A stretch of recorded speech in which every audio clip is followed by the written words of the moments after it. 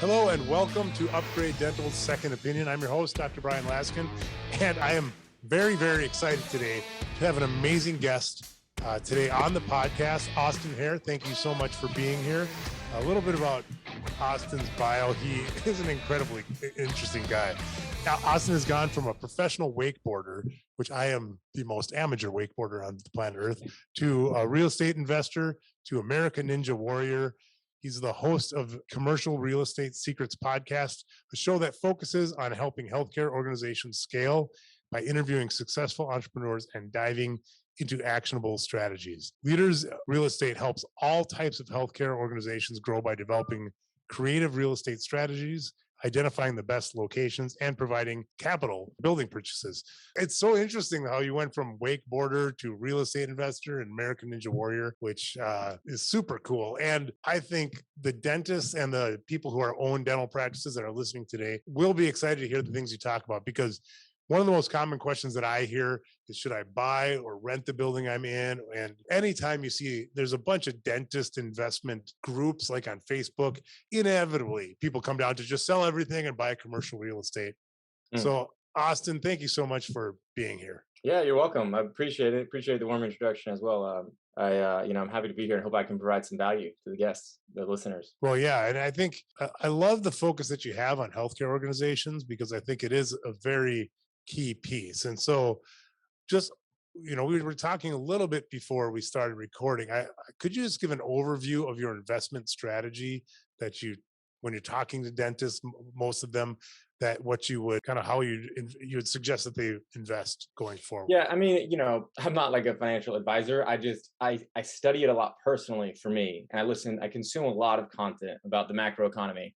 And so kind of how I break it down, these are really rough numbers, but I'm about half in real estate. I'm about half in the stock market, half my portfolio, and then about 10% in Bitcoin. So I guess technically it's 45%, in the stock market, 45% in real estate, and then about 10% is in Bitcoin, with a fraction of that in like other cryptocurrencies. And that's kind of like my insurance policy in case like we continue to debase the currency to the point where it becomes worthless. I can have something to fall back on. Well, that's a whole separate podcast. Yeah. I think that, that I think is outside of the realm of what we're talking about today, which is that 45% in commercial real estate, which, traditional financial planners would say is heavy. So, but you do a lot of research on this, and I agree with you. I'm heavily invested in real estate and commercial real estate, but I'd love to hear what are the macro trends that you're talking about that have such a heavy focus on commercial real estate?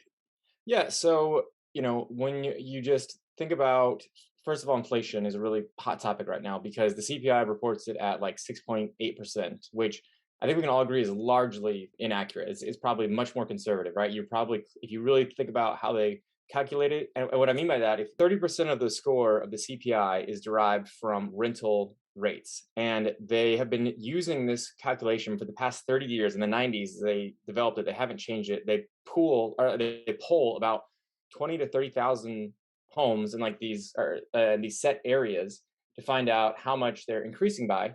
And it's just such a insufficient amount of places to poll, because Zillow has access to 100 million rentals or something like that, where they're doing the data in real time, and they have rent inflation like around 30 to 40%, whereas the CPI index shows it as 2 to 3%, right? So 30% of that CPI number is massively, massively undervalued. So inflation is happening more than we think, and I don't think it's going to continue to stop. Maybe it'll slow down a little bit. And so, what does that mean? Who wins in inflationary environments? Because there's a saying in investing: you can't fight the Fed. And the people who win are the people who take on lots of debt. Because guess what? If you have $100,000 worth of debt and you have 6% inflation over 30 years, is that debt going to be worth more or less? You know what I mean? It's obviously worth a whole lot less. So when you take on debt to buy an appreciating asset in an inflationary environment, it's a great formula for winning, which is why I'm really bullish on real estate in general. And so that's kind of like my macroeconomic perspective is like, I don't think they're going to stop printing money. You know what I mean? I think they're going to continue to do that. Interest rates are very, very low right now, historically low. And so all that makes for a really good environment. And, but that being said, you still got to be careful about what types of real estate you buy, because it's not just like, yes, a rising tide lifts all boats, but you can still make bad investments. And especially what's happening right now is people are just shooting for the moon. There's a lot of unmotivated sellers, which is not what you want. You never want to buy from an unmotivated seller. because their building might be worth 1.5 million and they list it for 2 because it's like, hey, maybe I'll get it. You know what I mean? And so there's like it's like the opposite of a tire kicker, right? Like a tire kicker is somebody who doesn't really want to pay any money. They just kind of these people like they don't really want to sell, but if you're willing to pay the top dollar price, they'll do it. So you really got to be careful for people like that in this type of environment. But that being said, like, you know, if you are diligent and you're trying to find places that actually make sense, people who actually want to sell, then the chances are very, very good that that investment is going to appreciate over time. Well, so let me restate to clarify because I think you made some great points that inflation is going up, which the signs are all around us that that's happening, and interest rates are very low. So if you buy an asset today that's worth, let's say 1.5 million, like you said, that in effect, because of inflation is going to cause that 1.5 million to be worth less over the life of your loan, which has a low interest rate versus something else you might buy, right? So where if you use cash for it and you don't buy as big of an investment, you're actually losing the sort of the positive effects of inflation that would cause your investment to actually be that investment is lower over time because of inflation. I think it's a really interesting perspective that I hadn't thought about before. How does that affect a dental practice is in a building buying versus renting, these macro forces? Because I think that's what a lot on a lot of people's minds that are listening today. Yeah, really the answer is that it depends on a lot of different things. So I'll start out by saying that even Bill Gates wishes that he had a year's worth of operating expenses in the business before he could feel comfortable. So even he feels constrained by the amount of capital that he has, right? Which means everybody's constrained by the amount of capital. So that means you got to decide. If commercial real estate typically requires 20 to 30% down payments on these, $1 million plus buildings, do you have enough capital to continue to grow your scale your business while buying the commercial real estate? And if so, then great, keep doing it, right? But a lot of times you might be limited by your capital. And so the other thing I'll say is even if you can afford to do it, that the value of the building is tied to the tenant, right? And it's valued sometimes based on the length of the lease and the credit of the tenant. And so if you are that tenant and you're buying that real estate, you might think that you're diversifying, but you're not really. You know what I mean? Like the value is still tied to how well you do as an operator. And so usually what we say is like, if you got one practice and you want to buy the building for security, sure, that makes sense. But usually if you're trying to grow and scale, it makes more sense to bring on partners, right? Find somebody who can come in because A, you only have so much time in the day. So do you want to be focusing your mental bandwidth on something that's not your top focus? And B, you've got a certain amount of capital. And so we just recommend, using partners. Obviously, like we're happy to come take a look and do stuff like that. But even if it's not us, there are other people that can do it. But you can negotiate in ways where you can get a part of the equity. You know what I mean? As the DEO as the DSO, and also we allow people to co-invest in the real estate too, so it creates stickiness, right? So it's like if you have somebody that invests in a new building that you're buying as part of an acquisition, you say you have the doctors that invest, well, they're going to be part of that building for life, right? Because they put their money in. It doesn't matter where they go, whether they stay. But if they leave, they won't have access to the new investment opportunities that you have as you open it up for doctor investment and partner investment. So that's kind of how you create stickiness with investment groups like that. So you hit on one point that I was going to ask you about because I think that's one of the dangers I think of doing commercial real estate for dentists, and I see dentists who are like buying, even residentials to do, buying fourplexes and then renting them out. But commercial real estate, I think, is a hot topic. How does a dentist invest in real estate, versus like buying a REIT? So focusing on this is a building that I'm in, or this is a strip mall that I'm in, and I want to buy the whole thing without it becoming a distraction to their core business, which is seeing patients and taking care of patients.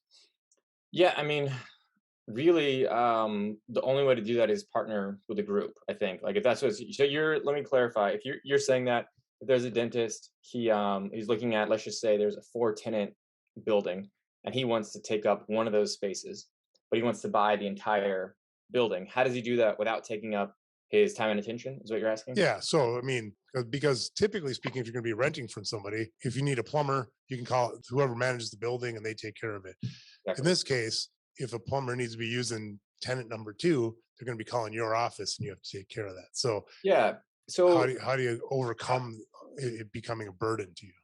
right. How familiar are you and your listeners with like the general partner versus limited partner distinction? Well, I would like you to explain it to our Yeah, sure. So audience, limited please. partner is essentially the money. You know what I mean? Like they put up the capital, and general partners are the hustle or the legwork. And so the general partner is make sure everything gets done. So in that case, what the doctor could do is find a group of general partners to partner with. He could put up the money, and then essentially they would handle. So a good general partner should be able to mitigate the risk and the downside for the limited partner. They should also be able to increase profits over time by negotiating leases that are fair and favorable. And then also they're taking away all of the mental bandwidth and the attention that you will be dedicating towards this. So you can participate in the upside by being an investor, but not have it take up any of your time and attention. Because like inevitably what happens in something like a residential real estate, there's just not enough margin to hire like general partners if you're just doing like one single building. And so you always end up kind of being the landlord until the general partner, right? And doing all those things. And it takes up your time and attention until you have enough to actually go in and hire like a full-time staff. And so with commercial real estate, you can partner like straight from the beginning and have people that work with you and relieve that burden. Oh, that's great. Well, this is second opinion, so I want to ask the questions that dentists might be thinking but can't ask. And one thing that pops to my mind right now is, we're coming out of COVID. Everybody's like doing this hybrid work thing, so office space it's sort of a question mark as to how many businesses are going to be going back into the office full time. How do you see that affecting the commercial real estate landscape? That's a great question. We get this question a lot too. And so I think what COVID showed is at the end of the day, we're social creatures, right? Like they tried to put lockdowns on all of us, and everybody was still, even places that were locked down, they had gatherings and events at their houses because there's nowhere else to go, right? And so what it shows me is like there's always going to be a need and desire to go to those A grade retail spots, those restaurants, those bars, those patios, those coffee shops, those meetup places. And so while we might move away from office per se, the retail, the really, really good retail, I think is going to show value for a long time, right? And like you could go off on a tangent about we're converting to the metaverse. Like, I don't think I don't know, I have enough information to send that one way or another, but I just have a strong belief that people want to be with other people. And so therefore, especially in healthcare, like you physically can't do an operation on somebody virtually, right? Like in dentistry, you can't do an extraction or a root canal or whatever it is. Like they physically have to be there. And so we always saying drive to or drive through. And it's like, you want to stack the deck in your favor by making these drive to locations. So that means like, right, if people are going there to eat and a couple times a week, like if you can put it right next door, they're going to be parked, they're going to be looking, right? Now, if you're on the way to where they go to eat, if you're on the way to where they go to a grocery store, sure, that's great. You got good visibility, but it's kind of in one ear, out the other. It's better than being recessed in an office where they can never see you, but it's not as good as being in the same place where they park their cars multiple times a week. Oh, it's great. Yeah, I like the drive to or drive through. That's an interesting concept that Yeah. I haven't heard of before. Well, I own the building that I'm in right now, and with a very similar relationship that you described. But I see other dentists I talk to when I talked about acquiring a building. I talked with other specialists and like, oh, we should buy a building together. And there was all this resistance to it. And I think part of it is because it feels like such a large commitment for such a long time. And I see that as a mental barrier for a lot of dentists to go through. Do you believe that that's one of the major barriers that's going on in dentists? And then if so, how should they view that? And then also, what other barriers, when you're talking to healthcare professionals, what barriers that do you see in their mind that prevents them from getting involved in commercial real estate investment? Yeah. So to clarify, your first barrier that you're talking about is how do we structure the partnership? No, I think it feels like such a large commitment of time, energy, and money to either own the building or buy a building. It seems Yeah. daunting to a lot of Well, I people. mean, the reason that it feels that way is because that's how it is. It is time, energy, and effort to go through and get it. And so you have to decide: do I want to be the limited partner or the general partner, right? And so, like, if you really want to get into commercial real estate and you really want to spend the time and energy to learn that business up and down, so that even still, like you're gonna make mistakes. That's fine. That's part of learning. But like you might make some pretty big mistakes early on, right? That's okay if you want to learn that. And in that sense, I would say like you're just going to have to put in the time. But however, if you want more of a passive investment and you want more safety and security, you don't want to you don't want to lose that money that you put at risk. Then that's when it makes more sense to partner with somebody where you can be a limited partner, right? And then that way, and a lot of times what people do is they start out as a limited partner, they do several deals, they learn the business, and they kind of transition slowly into becoming the general partner because maybe they like that particular field. They like the field of commercial real estate for whatever reason. I mean, obviously I like that field too. So that'd be like my recommendation is like either a you know just plan on indefinitely investing with people who know what they're doing, or b start out that way with a plan to off ramp into doing it on your own a bit down the road. Well, I think part of the daunting aspect too is just the dollars, right? I mean, we're talking, if you look at buying a commercial building versus a residential building, you can probably do 10x on the value, it seems like, right? So could you speak to that? Because I see a lot of dentists doing residential investing, like they're Yeah, buying a condo or something. And yeah, and no, I'm a big commercial real estate guy too. So could you talk about the differences between the two? yeah, I mean, the amount of money is much higher, right? And that's why it usually does take groups of people. So when you're looking at $1 million building, that's a $300,000 down payment that could potentially buy you an entire rental property. You know what I mean? And the benefit I get residential real estate, I think it's kind of like a stepping stone because I started out with residential too. I first bought my house that I lived in there. And when I was away board, I had a bunch of roommates, and they were, I was collecting more than the mortgage, and I lived there in the master bedroom, right? But I didn't have to talk to anybody except for the bank. It was just me and the bank, and the down payment was like not that significant, even for a 22-year-old kid at the time. And so like it's less intimidating, like you said. So yeah, you as you get into commercial real estate, it does take more money and more capital.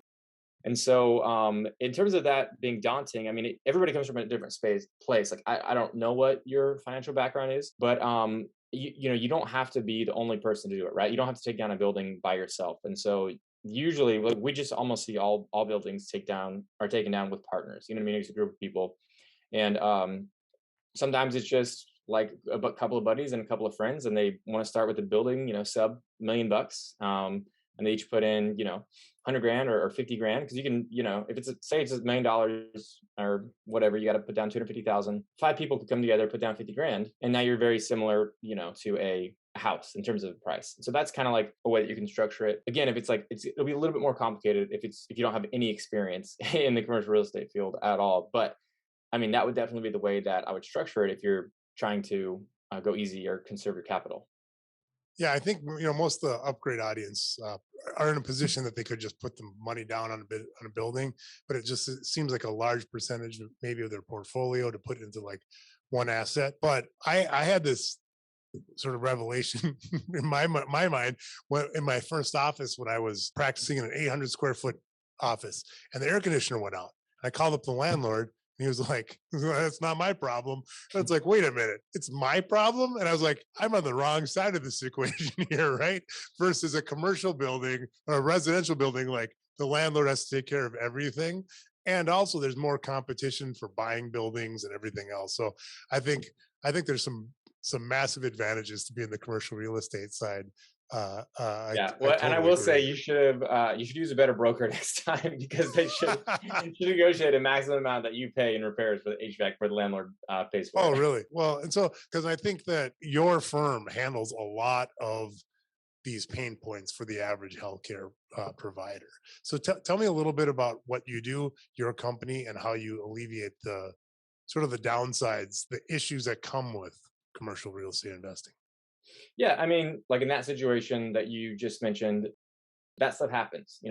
Toilets go out, plumbing happens, HVAC issues, lighting issues, landscaping issues. I mean, there's just roof leaks are a big one, right? And so there is like as far as the nitty gritty stuff, usually the actual tenant will fix those things, which is different than a residential unit where it's like, the landlord fixes absolutely everything. They don't lift a finger, right? But some of the bigger stuff, becoming an investor, you're buying a building, you're essentially signing up to take on those headaches. And so newer buildings obviously have less issues, right? But you're also paying a higher premium. And so that's a trade-off there. So in the situation that you're asking about, if we want to talk about specifically investing, commercial real estate has so many components, right? Should I buy or should I lease? How do I invest in a property? How do I determine, like, how do I do site selection? How do I negotiate my lease when I'm looking at entering a new place, or how do I renegotiate it? So in terms of just like, how can we help remove the pressure and noise looking at buying a building? Yeah, essentially, at this stage we've done hundreds of lease negotiations. We've done deals in 46 states. And so it just becomes a trial and error. I mean, we made a lot of costly mistakes. We bought a building where the parking lot had $300,000 worth of unforeseen repairs after we bought it because the city did a test. And so these are things that we call it paying your tuition for hard knocks in the school of hard knocks. So you learn those things by going out and actually doing them. But as a result, for people, if we have a group like a DSO group that wants to all get exposure to their real estate that they are getting access to via growth or de novos or whatever, then yeah, what we would do is essentially take on all of the headache and the time and attention by vetting the deals and deciding, essentially how we're going to structure the leases or negotiating with the sellers and just making sure that it's a good deal because like I said earlier, it's easy to go into these things and overpay, right? So you just want to make sure that you're protecting your downside from that perspective. That's unique because it sounds to me, and correct me if I'm wrong, that when you're working with a dentist who's in a building, you're not looking at it from the perspective of, I'm going to buy this building or get the best lease available. You're going at it from the perspective of, well, either we will get you the best lease that we can or negotiate how to purchase if it makes whatever makes the most sense. Is that correct? Yeah, that's correct. So, like, we look at it through the lens of what's going to be best for the business first and foremost. So, a lot of times people do come to us and say they want to buy the building, and they'll get hung up on making a commercial real estate acquisition, even though there's nothing good available. And so they'll pick places that aren't good for their business because they can get exposure to the real estate, but you're tripping over dollars for pennies at that stage. And so we always come at it through the lens of like, okay, let's see, where do you need to go, where are your patients, where are you going to get, like, we're going to stack the deck in your favor the most. And then if two places are absolutely equal, right, and that you can either lease or buy, then sure, we can have that preference, but usually it's only one or the other. And so in the situation where it's only available to buy, that's fine. Like, we'll come in, we'll buy that building, and we can either partner or we can just buy it and do a lease back. But a lot of times it sounds like your audience is wanting to invest. So we would partner for a space like that. We have contractors that we work with that, like nationwide, that can come in and essentially build out to vanilla shell in a relatively quick amount of time. So that way, if there's nothing existing, we can have it up and running within 6 to 9 months. So do you have dentists sometimes who are like, I want to buy a commercial building, and you're like, well, in your area, it doesn't make any sense. So how about you rent in your area and then buy I hear Exactly. the Des Moines market is amazing, so let's buy a building there instead. 100%. Yeah. Yeah. So oftentimes, like, it really is a good management for risk mitigation when you open your practice, but you buy the real estate for another business. Because now that real estate is not all, like, if something goes wrong in your business or your account, like a flood or something outside of your control, or there's a malpractice case that shuts you down, right? Anything, any number of things, like, now your business and your real estate investment is suffering. So we just do think that there's argument to be made for buying the real estate that's not attached to your building. Wow, that's really interesting. Well, thank you so much, Austin, for I mean, it's just great knowledge that you and I hope that the audience understands it. I think that what you're doing is a unique thing. I haven't talked to anybody before who's kind of works on both the lease negotiation and the real estate investment, just looking at what's best. I think that's unique. Yeah, And thanks. Our slogan is the real estate, that your third party real estate department without any of the overhead, right? Because it doesn't really cost you anything, and so we're getting paid from the seller when we do a deal. So our incentive, like, is always do the best thing for our clients, because the better they do, the more they grow, the better we do, and the more we grow. And so, we're always trying to look at, like, sure, we might be able to buy one building with these guys, and that one deal may be slightly more profitable, but in the long run, we're not creating a powerful relationship. We're not creating a beneficial relationship there. And so we're always looking at it from the lens of how can we help this business succeed and thrive the most. Yeah. So we just, from that perspective, we're like, okay, well, what do people need help with? And it's like, they need help finding the right location, either A, when you're doing a de novo, or B, sometimes you acquire a building, or sorry, you acquire a practice and it's tapped out. It can't grow anymore. And you got to relocate that thing. And you didn't know that, right? Sometimes when you're acquiring a practice, they want to sell you the real estate as part of the deal, and you may not have access to capital, or you don't want to use your capital. We can help do lease backs in those situations.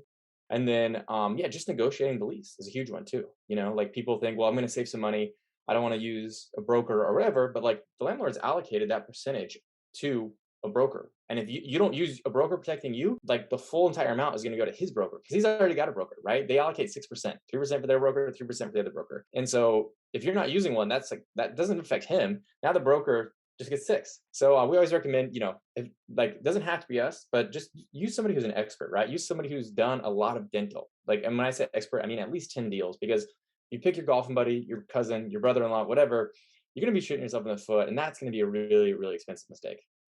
I've been that person, and then I see it happening all the time too. Real estate, lease negotiations, the IT person, or whoever it is in the dental practice. Rather than looking for the best, you look for who's ever the most convenient. Yeah. Yeah, it's so That's a very convenient. Like, costly and mistake. you think you're helping them out, and it's true. Like, I want to be generous. I want to help people, but not in the context where it's going to be a very, very expensive business mistake. That trade-off is too high. Totally. Well, where can people, if they want to help, if they want your assistance in doing a lease negotiation or looking to see if they want to buy commercial real estate or even evaluate whether they should lease or buy, how can they get a hold of you? Yeah, so like if you want to do some more research, hear more about what we have to say, you can check out our podcast. You mentioned Commercial Real Estate Secrets. Back in we started it in early 2020, and so we got a lot of content around just like lease negotiation and what to look for in site selection, all that kind of stuff. If you'd like to talk to me directly, I'd be happy to hop on a call, whatever. I'll give you my email address. It's ahair@leadersre.com. So A is in Austin, hair like hair in your head is my last name, at leaders, RE as in real estate.com. Thank you very much, Austin. Great talking with you, and thanks for bringing your knowledge to the Upgrade audience. My pleasure.